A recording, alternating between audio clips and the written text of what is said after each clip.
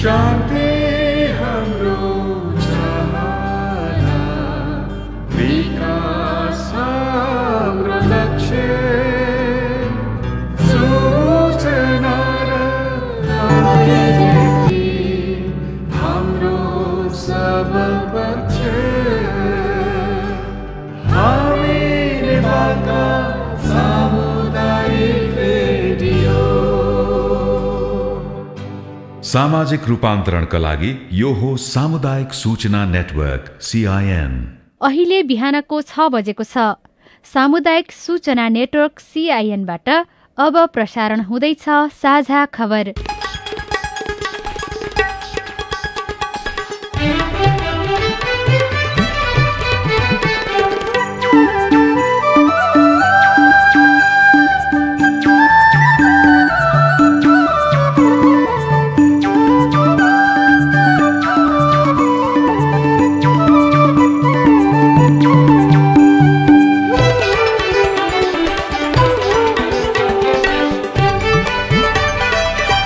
शुभ प्रभात। यो CIN को साझा खबर हो। स्नेहा कर्णसँगै लील प्रकाश चन्दको तपाईलाई स्वागत छ। सामुदायिक रेडियोबाट देशैभरि एकैसाथ प्रसारण भइरहेको साझा खबर CINखबर.com र मोबाइल एप CINबाट पनि सुन्न सकिन्छ। आज 2077 साल कार्तिक 14 गते शुक्रबार, अक्टोबर 30 तारिक सन् 2020, नेपाल सम्वत 1140, आश्विन शुक्ल पक्षको चतुर्दशी उपरान्त कोजाक रथ पूर्णिमा। साझा खबरमा प्रमुख खबरका शीर्षकहरू। नेकपा भित्रको विवाद मिलाउन दोस्रो तहका नेताहरू छलफलमा, समीकरण बदल्ने प्रधानमन्त्री ओलीको प्रयास। कांग्रेस केन्द्रीय समितिको बैठक यही 21 गते बस्ने। कोभिडका लागि छुट्याइएका आधा बेडमा मात्रै बिरामी, 24 घण्टामा देशभर 3000 भन्दा धेरै कोरोनाबाट मुक्त। दशैंका 11 दिनमा भएका दुर्घटनामा 43 जनाको मृत्यु। अर्थतन्त्र पुनरुत्थानका लागि विश्व बैंकको 9.5 अर्ब सहयोग। मुकेश चौरसिया हत्याको जाहेरी सरकारी वकिलको कार्यालय मार्फत दर्ता। डुबान र मुआब्जा विवादका पीडितले अझै न्याय पाएनन्। दक्षिण कोरियाली पूर्व राष्ट्रपति लीलाई 17 वर्ष जेल। विश्वभर कोरोनाका कारण संक्रमितको संख्या 4.5 करोड नाग्यो। अमेरिकी राष्ट्रपति चुनाव सर्वेक्षणमा बाइडनलाई अग्रता। र नेपाली राष्ट्रिय फुटबल टिमका 4 खेलाडीमा कोरोना संक्रमण पुष्टि। आइपिएल क्रिकेटमा कोलकातामाथि चेन्नईको जित।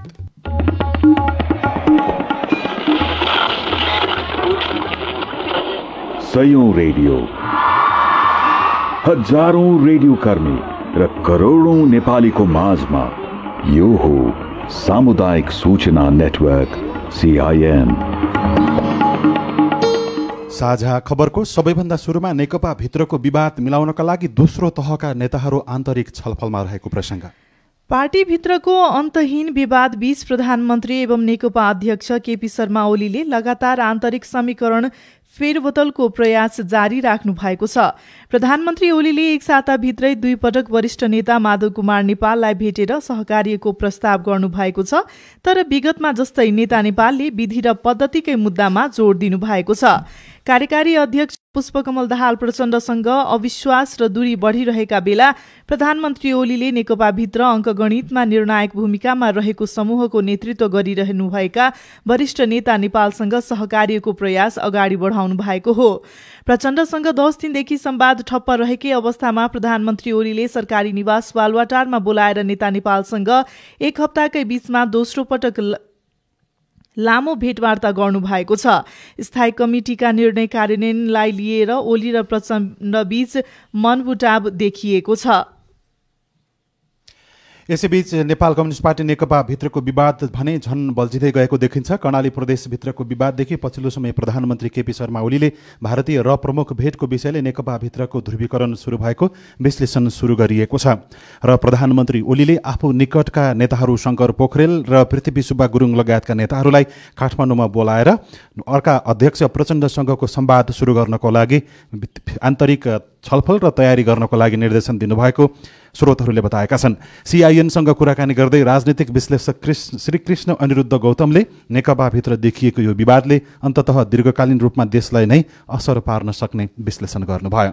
नेपालमा यसरी रहेको प्रमुख टोली दलबल सहित जाँदैछन् भन्ने कुरा उतैबाट लिक गरिएको छ। अब यसको तात्पर्य चाहिँ के होला भन्दाखेरि अब राजनीतिक र विशेष गरेर कूटनीतिक किसिमको जुन सम्बन्धको अपेक्षा हामीले गरेका थियौँ, तपाईँहरूलाई चाहिँ कर्मचारीहरूले नै डिल गर्छन् भन्ने सन्देश दिन खोजेको जस्तो लाग्छ। यो कुराले चाहिँ नेकपाको आन्तरिक पार्टी राजनीति र सरकारको अहिलेको जुन अस्थिरताको सङ्केतहरू देखिएको छ त्यो कुरालाई थप बल पुर्याउँछ कि पुर्याउँदैन? नेपालको प्रधानमन्त्रीको जुन संस्था छ त्यसको नै अवमूल्यन भएको छ। राजनीतिक प्रक्रियामाथि नै प्रश्न चिन्ह उठ्ने काम गरेको छ र यसले निश्चय नै के छ भन्दाखेरि एक खालको द्वन्द्व र एक खालको भुइँचालो त जान्छ नि। यो कुराले चाहिँ सरकारको जगलाई थप हल्लाउने काम गर्यो भन्न मिल्छ? अथेन्टिकेट वैधतामाथि नै प्रश्न उठ्छ नि यस्तो गर्दाखेरि त। त्यो वैधतामाथि प्रश्न हो, यो नेकपाको मात्रै कुरा भएन, सामान्य रूपमा नागरिकहरूले पनि यो प्रश्न गर्ने कुरा हो र यसको समुचित उत्तर त दिनुपर्छ। सरकारमा बसेकाहरूले दिनु पर्यो। र त्यसको बाध्यता के थियो? किनभने अहिले चाहिँ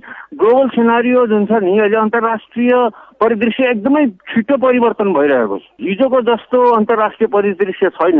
भारतमा आएर जुन किसिमको समझदारी सम्झौता अमेरिकी रक्षा मन्त्री र अमेरिकी विदेश मन्त्रीले गरे, स्ट्राटेजिक एलायन्स जुन इन्डियाको र अमेरिकाको बिचमा बनेको छ र यो नयाँ गठबन्धन चाहिँ के छ भन्दाखेरि चीनलाई नियन्त्रण गर्ने मनसायले बनिरहेको छ। जुन अमेरिका र भारतको बिचमा रक्षा सम्झौता भयो त्यही सम्झौताको लहरले नेपाललाई पनि तानेको हो र प्रधानमन्त्रीसँग रका प्रमुखले भेटघाट गरेका हुन् भनेर त्यो जोडेर हेर्न मिल्छ कि मिल्दैन? मैले चाहिँ त्यसरी नै जोड्छु, किनभने यो सूचना दिन उनी आएका हुन्। के भन्दाखेरि हामी यस्तो यस्तो त्यही शब्दमा नभनेको होला, कता जाने हो, उता हो कि यता, प्रष्ट हुनुहोस्। BRI को त सिग्नेटरी हो, अब BRI ले तपाईँ कन्टिन्यू गर्नुहुन्छ कि इन्डो पेसिफिकमा हामीसँग हुनुहुन्छ भन्ने कुराको चाहिँ सूचना दिन आएका हुन्।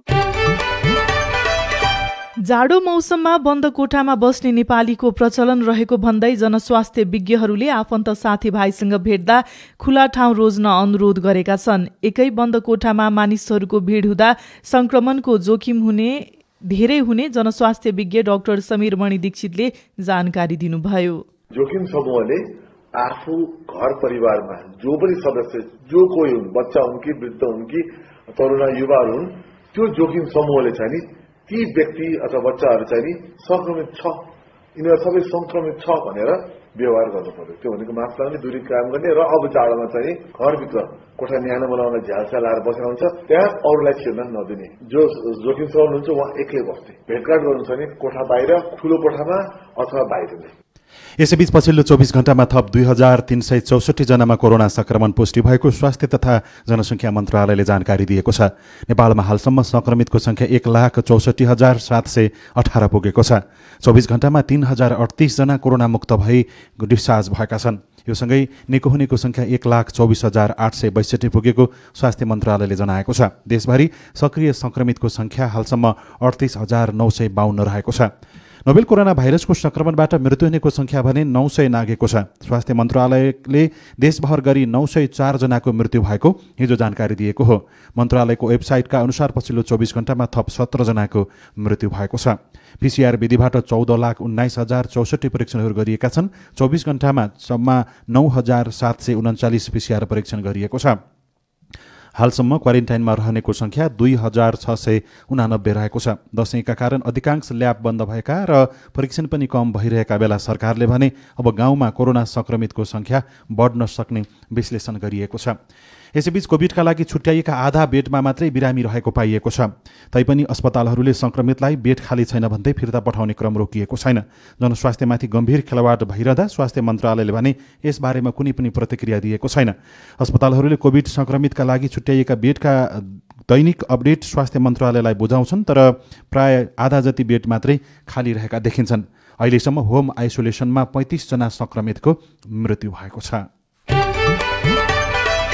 दशैंको फूलपातीदेखि टीकाको दोस्रो दिनसम्ममा सवारी दुर्घटनामा परेर मात्र 43 जनाको मृत्यु भएको छ। कार्तिक 7 गतेदेखि 11 गतेसम्म 5 दिनको अवधिमा मात्र 7वटै प्रदेशका विभिन्न ठाउँमा भएका 334 वटा सवारी दुर्घटनामा परेर 43 जनाको मृत्यु भएको नेपाल प्रहरी प्रधान कार्यालय नक्सालले जनाएको छ।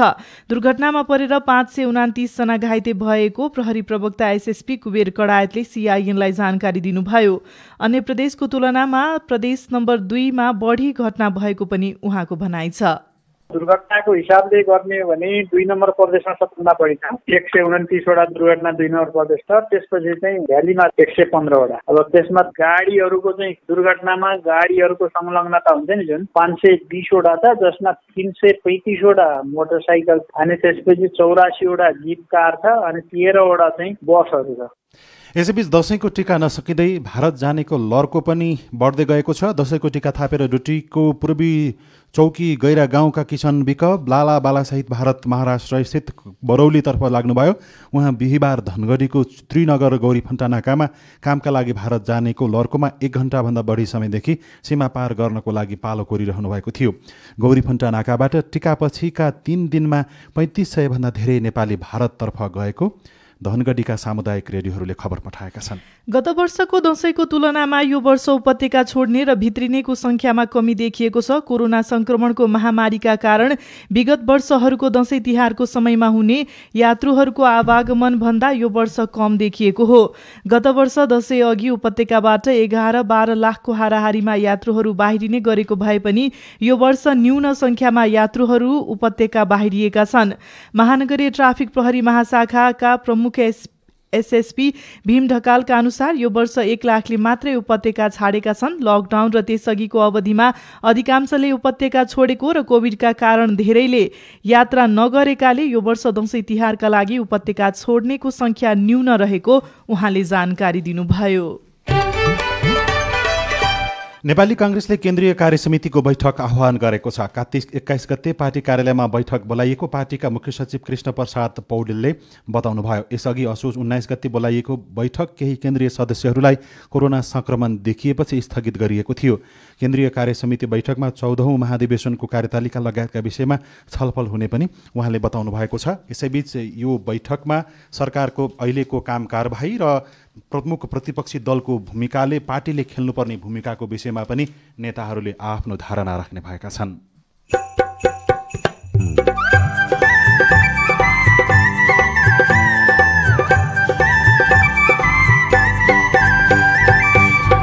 सामुदायिक सूचना नेटवर्क CIN मार्फत देशभरि प्रसारण भइरहेको साझा खबरमा असार मसान्तसम्म गरीब घर परिवार पहिचान कसरी हुन्छ सम्भव?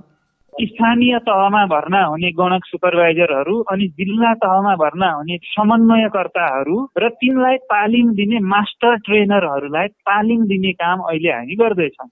अर्थतन्त्र पुनरुत्थानका लागि विश्व बैंकको 9.5 अर्ब सहयोग। मुकेश चौरसिया हत्याको जहेरी सरकारी वकिलको कार्यालय मार्फत दर्ता। डुबान र मुआवजा विवादका पीडितहरूले अझै न्याय पाएनन् लगायतका खबर बाँकी नै छन्। CIN को साझा खबर सुन्दै गर्नुहोला। म कोरोना संक्रमित व्यक्ति हुँ। निको भएर घर फर्किसके, तर पनि मलाई समाजका मान्छेहरूले कोरोनाको पोको बोकेर आए जस्तै व्यवहार किन गर्छन्? म कोरोना अस्पतालमा काम गर्ने नर्स हुँ। म आफू सुरक्षित भएर दिनरात बिरामीको सेवा गरिरहेकी छु, तर छिमेकी चिनजानकाहरू मेरो घरका सदस्यलाई देख्दा भाग्ने गर्छन्। किन यस्तो व्यवहार? म भर्खरै विदेशबाट फर्किएको हुँ। मलाई कोरोनाको कुनै संक्रमण छैन, तैपनि समाजले गर्ने व्यवहार किन परिवर्तन भइरहेको छ? कतिलाई भन्दै जाउँ मलाई कोरोना छैन भनेर? कोरोना भाइरस संक्रमित र जोखिममा रहेकाहरूलाई सहयोग र साथ दियौं। कोरोना भन्दा समाजको डर मान्नुपर्ने अवस्थाको सृजना नगरौं। युवाहरू परिचालित भएर यो सचेतना गाउँ टोलसम्म फैलाऊ। साथै संक्रमणबाट जोगिन साबुन पानीले मिच्ची मिच्ची कम्तीमा 20 सेकेन्डसम्म हात धोऊ। पूर्ण सरसफाइका सूचकतर्फ ध्यान दियौं। UN Habitat र CIN। के तपाईको स्थानीय तहले बालबालिका प्रतिको कानूनी दायित्वलाई पूरा गरेको छ? बालबालिका सम्बन्धी ऐन अनुसार प्रत्येक स्थानीय तहले बाल अधिकार संरक्षण र प्रवर्धनका लागि नीति कार्यविधि बनाउन, स्थानीय बाल अधिकार समितिको गठन र परिचालन गर्न, बालबालिकाको संरक्षण सहायताका लागि बाल कोष र सहायता प्रेषण प्रणालीको स्थापना र सञ्चालन गर्न, बाल कल्याण अधिकारीको नियुक्ति गर्न, बाल क्लबहरूको गठन, परिचालन र सूचीकरणको निम्ति सरल र सहज नीतिगत व्यवस्था गर्ने कार्य गर्न जरुरी छ। प्रत्येक स्थानीय तहहरूले बालबालिका सम्बन्धी ऐन 2075 को कार्यान्वयन गरौं। नेपाल सरकार, महिला बालबालिका तथा ज्येष्ठ नागरिक मन्त्रालय, राष्ट्रिय बाल अधिकार परिषदद्वारा बाल हितमा जारी सन्देश। सामाजिक रूपान्तरणका लागि यो हो सामुदायिक सूचना नेटवर्क CIN। तपाईँ अहिले देशभरिका सामुदायिक रेडियो CINखबर.com र मोबाइल एप CINबाट एकैसाथ साझा खबर सुन्दै हुनुहुन्छ। अब आज काठमाडौँबाट प्रकाशित पत्र पत्रिकाहरूको खबर। कारोबार दैनिकको पहिलो पृष्ठमा अर्थतन्त्र पुनरुत्थानका लागि विश्व ब्याङ्कको 9.5 अर्ब शीर्षकमा खबर लेखिएको छ। कोरोना महामारीका कारण वित्तीय स्रोतको समस्या भइरहेका बेला विश्व ब्याङ्कले नेपाललाई फेरि वित्तीय सहायताको घोषणा गरेको छ। कोरोना महामारीले थला परेको नेपाली अर्थतन्त्र पुनरुत्थानका लागि विश्व ब्याङ्कले 9.5 अर्ब अर्थात् 80 मिलियन अमेरिकी डलर बराबरको सहायता गरेको छ। क्लिन फिड लागू नहुँदा उपभोक्ता मारमा शीर्षकमा खबर लेखिएको छ। सरकारले गत शनिबारदेखि नेपालमा प्रसारण हुने विदेशी टेलिभिजन च्यानलले गर्ने विज्ञापन प्रसारण रोक्ने व्यवस्था क्लिन फिड नीति लागू गरे पनि यसबाट आम उपभोक्ता प्रभावित बनेका छन्। 1 वर्ष अघि नै ऐन पारित भई क्लिन फिड लागू गर्ने मिति तय भइसके पनि सेवा प्रदायकले पर्याप्त तयारी नगर्दा उपभोक्ताले अग्रिम शुल्क तिरेर पनि विभिन्न च्यानल हेर्न पाएका छैनन्। खास गरी इन्डियन प्रिमियर लिग हेर्ने ठूलो संख्या दर्शक यसबाट प्रभावित बनेको पनि गुनासोहरू आइरहेको छ। कान्तिपुर दैनिकले कसरी नाङ्गियो साइपाल शीर्षकको खबर लेखेको छ। साइपाल भन्दा होचा आसपासका टाकुरामा टन्नै हिउँ छ तर साइपालमा छैन। करिब 2 वर्षको अवधिमा साइपालमा हिउँ कसरी हरायो भन्नेबारे दर्जनौं पटक हिमाल आरोहण गरिसकेका आरोहले पनि केही अनुमान गर्न सकेका छैनन्। विश्वका 8000 मिटरभन्दा अग्ला सबै हिमाल आरोहण गरेर कीर्तिमान बनाएका स्पेनी आरोही डाक्टर जर्ज इचोएगा साइपालको अहिलेको तस्बिर देखेर छक्क पर्नुहुन्छ। 2 वर्ष अघि झण्डै 25 दिन बेस क्याम्पमा बसेर उहाँको टोलीले गरेको यो हिमालको आरोहण प्रयास सफल हुन सकेको थिएन। देहरादूनमा पिटिएका मध्ये 2 विद्यार्थी भागेर फर्किएको खबर छ। टिकाको 2 दिनदेखि 18 नेपाली विद्यार्थी दशैं मनाउन घर फिरे। त्यो देखेर अरूलाई पनि दशैं तिहारमा घर जाने रहर लाग्यो। त्यसपछि भारत उत्तराखण्डको देहरादून स्थित साक्य एकाडेमीमा अध्ययनरत 53 विद्यार्थीले बिदा माग्दै सोमबार संयुक्त निवेदन दिएका थिए। एकैपटक ठूलो संख्यामा विद्यार्थीले बिदा माग्दा प्रिन्सिपल छिरिङ छोदेन, गुरुआमा धाम्मो सोनाम र गुरु ज्ञान वज्र रिम्पोछे रिसाउनुभयो र त्यहाँ पिटिएका मध्ये 2 जना विद्यार्थी नेपाल फर्किसकेका छन्। डुबान र मुआब्जाको विवादमा समस्या समाधान भएको छैन। पीडितहरूले अझै न्याय नपाएको गुनासो गरेका छन्। सडक मार्गबाट ट्रकमा ढुवानीको माटो मालवस्तु रेलमा ल्याउन पठाउन पाउँदा खर्च घट्नुका साथै छिटो छरितो पनि हुन्छ। सुनसरी मोरङ औद्योगिक करिडोरका उद्योगीहरूले वर्षौंदेखि नेपालसम्म रेल ल्याइदिने गरेको आग्रहको प्रतिफल हो बत्नाहा कटहरी रेलमार्ग। 2 वर्षमा पूरा हुने भन्दै थालिएको 18.6 किलोमिटरको यो परियोजनामा भारततर्फ निर्माण पूरा भइसक्यो। नेपालतर्फ अधिग्रहण गरिएको जग्गाको मुआब्जा विवाद र डुबानको निकासको समस्या अझै पनि सुल्झिएको छैन।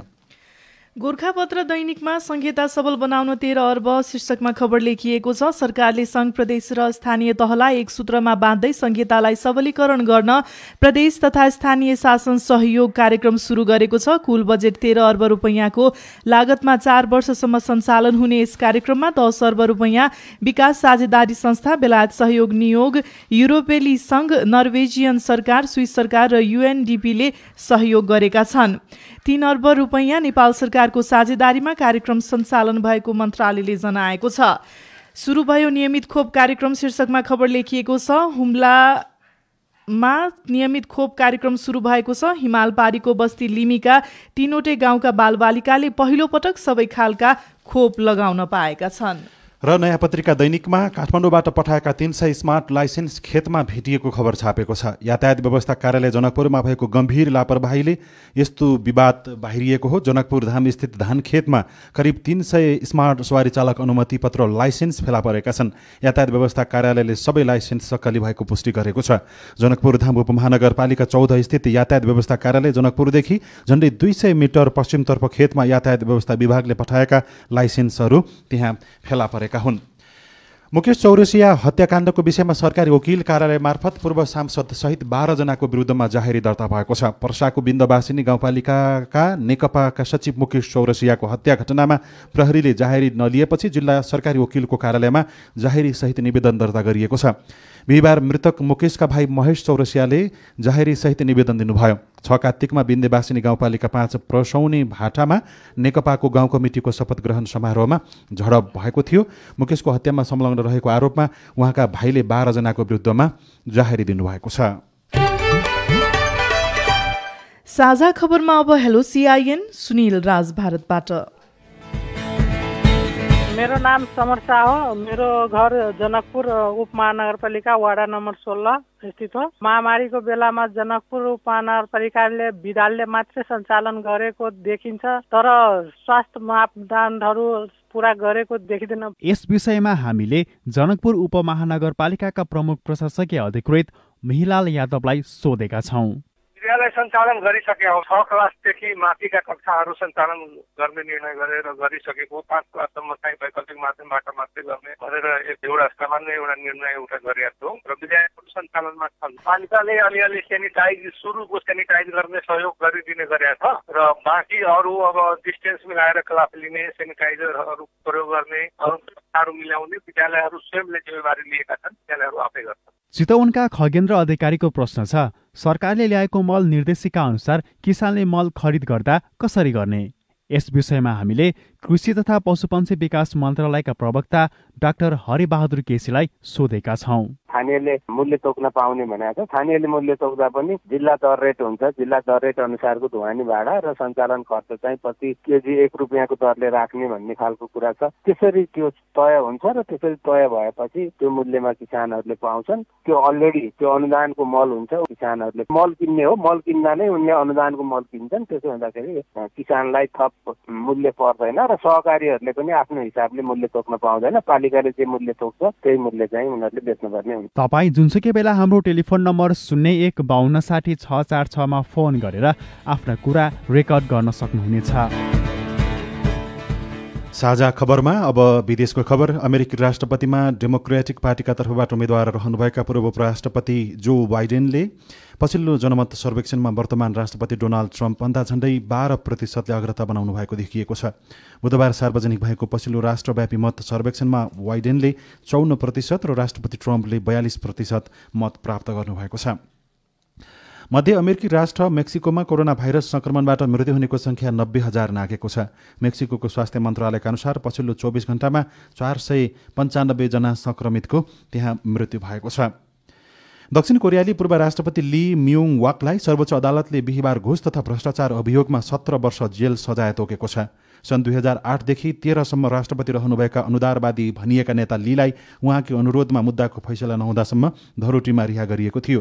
फैसलाको पर्खाइमा रहनुभएका लीले आफ्ना विश्वासपात्र मार्फत आर्थिक अनियमितता कार्य गरेको आरोप लागेको थियो। र रोमानियामा 500 नेपालीमा कोरोना भाइरसको संक्रमण देखिएको छ। युरोपेली मुलुक रोमानियामा करिब 500 जना नेपाली कोभिड-19बाट संक्रमित भएको पाइएको हो। संक्रमित मध्ये 2 जनाको अवस्था गम्भीर छ। केही नेपाली उपचारपछि फर्किएका तथा करिब 150 नेपालीहरू घरमै आइसोलेसनमा छन्। अब खेल खबर। नेपाली राष्ट्रिय फुटबल टिमका 4 जना खेलाडीलाई कोरोना भाइरसको संक्रमण पुष्टि भएको छ। अखिल नेपाल फुटबल संघ एन्फाले हिजो 4 जना खेलाडीमा कोरोना भाइरसको संक्रमण पुष्टि भएको जनाएको छ। राष्ट्रिय टिमको प्रशिक्षणमा बोलाइएका 34 खेलाडी मध्ये 4 जनामा कोरोना संक्रमण देखिएपछि उनीहरूलाई सेल्फ आइसोलेसनमा राखिएको छ। विराटनगर स्थित शहीद रंगशालामा फ्लड लाइट अर्थात् खेल मैदानमा लगाइने चिम निर्माणको काम नसक्दा मैदान अलपत्र परेको छ। पटक पटक म्याद थप गर्दा समेत निर्माण कम्पनीले निर्माण काम पूरा नगर्दा मैदान अलपत्र बनेको हो। र चेन्नई सुपर किङ्सले युएईमा जारी 13औं संस्करणको इन्डियन प्रिमियर लिग आइपीएल टी20 क्रिकेटमा कोलकाता नाइट राइडर्सलाई 6 विकेटले पराजित गरेको छ। दुबईमा गई राति सम्पन्न खेलमा कोलकाताले दिएको 173 रनको लक्ष्य चेन्नईले 20 ओभर खेल्दै 4 विकेट गुमाएर पूरा गरेको थियो। जितसँगै चेन्नईले 13 खेलमा 10 अङ्क जोडेको छ भने कोलकाताले 13 खेलमा 12 अङ्क जोडेको छ। गरीब र पहिचान र परिचय पत्र वितरण गर्ने सरकारको तयारी। रेडियो कुराकानी, अरू खबर र कार्टुन पनि बाँकी नै छ। सीआईएनको साझा खबर सुन्दै गर्नुहोला। सुन न पवन, बृहत यौनिकता शिक्षाबारे मैले घरमा बुबा आमासँग छलफल गरेँ। स्कुलमा शिक्षकलाई पनि सोधेँ। अब मैले यो विषयमा धेरै जान्ने भएछु नि। हो र रमा, मैले पनि बालाई सोधेँ। यो यौनका विषय मात्रै होइन रहेछ। यो सम्बन्ध, यौन र प्रजनन स्वास्थ्य, महिनावारी, शारीरिक बनावट, लैङ्गिकताप्रतिको बुझाइ पनि रहेछ। त्यति मात्रै होइन, मैले त यस विषयमा खोजेर पनि पढेँ। गर्भावस्था र यौन संक्रमण, यौन हिंसा, जोखिमपूर्ण यौन व्यवहारबाट बच्ने, यो त सिप पनि रहेछ नि। हो, तिमीहरूले ठिक भन्यौ। बृहत यौनिकता शिक्षा जीवन उपयोगी सिपको आधार हो। असल मान्छे बन्ने एउटा प्रक्रिया हो। यो विषयमा खुलेर छलफल गर्नुपर्छ। बृहत यौनिकता शिक्षा हाम्रै लागि हो। घरदेखि विद्यालयसम्म, गाउँदेखि सहरसम्म खुलेर छलफल गरौँ। कोइकाको सहयोगमा युनेस्को, UNFPA, UN वुमन र सुनौलो परिवार नेपाल। सामाजिक रूपान्तरणका लागि यो हो सामुदायिक सूचना नेटवर्क CIN। साझा खबरमा अब सरकारले गर्ने गरीब घर पहिचानको कुरा। सरकारले गरीब घर पहिचान तथा परिचय पत्र वितरणको काम सुरु गरेको 7 वर्ष भयो। अहिलेसम्म 26 जिल्लाका 3,91,000 गरीब घर परिवार मात्र पहिचान भएका छन्। अझै 28 जिल्लाको सर्वेक्षणको काम सुरु हुन सकेको छैन। यस अवस्थामा भूमि व्यवस्था, सहकारी तथा गरिबी निवारण मन्त्रालयले आगामी असार मसान्तभित्र कसरी काम सक्छ? साथी केशव भुलले मन्त्रालयका प्रवक्ता जनकराज जोशीलाई सोध्नु भएको छ।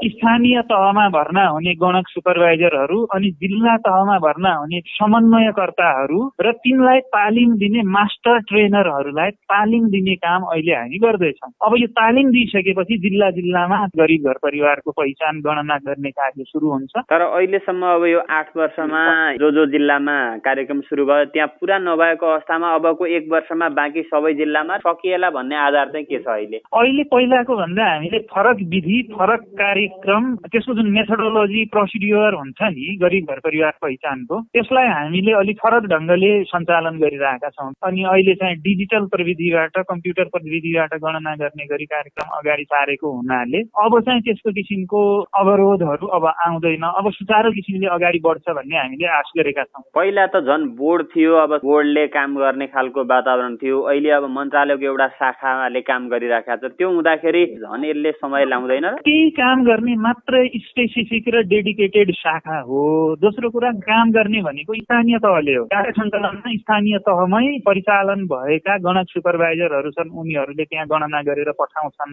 आज गणना गरेको आजै उनीहरूले त्यो कम्प्युटरमा अपलोड गर्छन्, हाम्रो यहाँको सर्भरमा आजै देखिन्छ। त्यसरी छिटो छरितो हुन्छ। अनि यहाँ चाहिँ कम्प्युटर सफ्टवेयर बनाएको छ, त्यो सफ्टवेयरबाट को गरिब, को अति गरिब, को चाहिँ मध्यम गरिब भन्ने छुट्याउन सकिन्छ होइन। त्यसो भए हुनाले अहिले त्यस्तो धेरै समस्या चाहिँ नपर्ला। गरिबको सूचीहरूमा यसअगाडि अब नेताका नजिकका मान्छेहरू, अलि धनीमानी मान्छेहरू नै परेको पनि विवाद थियो। अब त्यसरी पर्छन् कि पर्दैनन्, के हुन्छ? अब पर्दैनन्। हामीले अहिले प्रश्नावली त्यो परिमार्जन गरेका छौँ। अब घर घरमै गएर रोहबरमा बसेर डाटा लिने व्यवस्था पनि गरेका छौँ। गलत तथ्याङ्क दिनेहरूलाई अलिकति त्यसै किसिमले निरुत्साहित गर्ने व्यवस्था पनि हामीले गर्दैछौँ होइन। अनि जुन घर परिवारमा सर्वेक्षण गरे त्यसको GPS लोकेसन समेत ट्र्याक गर्ने व्यवस्था गरिरहेका छौँ। यी विभिन्न कारणले गर्दा अब पहिलाको जस्तो विवाद अथवा अलिकति गुनासाहरू अब आउँदैनन् भन्ने हामी आशा गर्न सक्छौँ। पहिलाका परेकाहरू के हुन्छन्? यी विषयहरूमा हामीले चाहिँ यदि कसैको विषयमा गुनासो उजुर छ भने स्थानीय तहमा त्यसको गुनासो उजुरहरू राख्न हामीले भन्दैछौँ।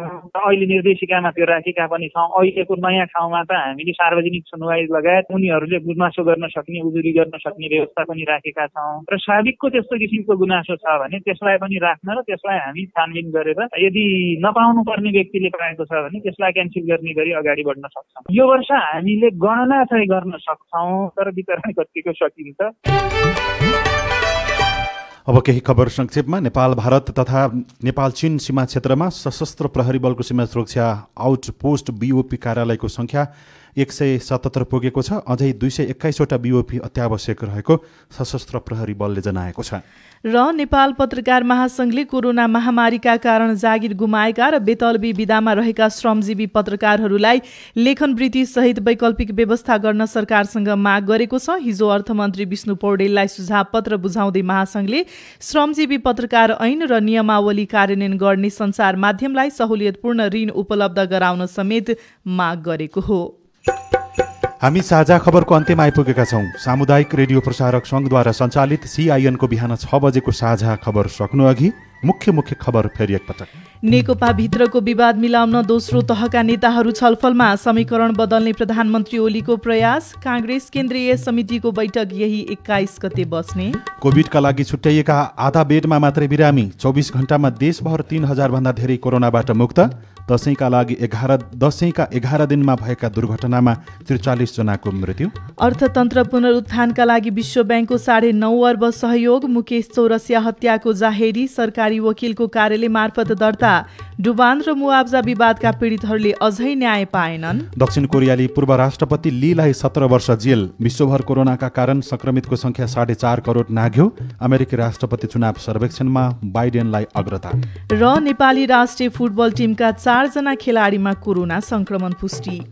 साझा खबरको अन्त्यमा कार्टुन हामीले रवि मिश्रले बनाउनु भएको सो घोषणा शीर्षकको कार्टुन लिएका छौँ। यहाँ व्यङ्ग्य गर्न खोजिएको छ सरकारप्रति। सरकारले सो घोषणा भएको गरिब भएको सो घोषणा गरेमा निःशुल्क उपचार गर्ने भनेर भनेको छ। यहाँ एकजना प्रधानमन्त्री जस्ता देखिने व्यक्ति चिकित्सकको पोसाकमा उभिराखेका छन् भने त्यहाँ अर्को एकजना दुब्ला पातला व्यक्तिले हात जोडेर केही भनिराखेको जस्तो देखिन्छ। तल चाहिँ यस्तो लेखिएको छ, म साक्षात् प्रधानमन्त्री हुँ भन्ने सो घोषणा गर्न चाहन्छु, कृपया उपचार पाऊँ हजुर। हवस् त प्राविधिक साथी सुनिल राज भारतलाई धन्यवाद। अहिलेलाई लील प्रकाश चन्द र स्नेहा कर्ण बिदा भयौँ। तपाईँको आजको दिन शुभ होस्। नमस्कार। यसपछि देशभरिका सामुदायिक रेडियोबाट कार्यक्रम हेलो सांसद प्रसारण हुनेछ। सुन्ने प्रयास गर्नुहोला।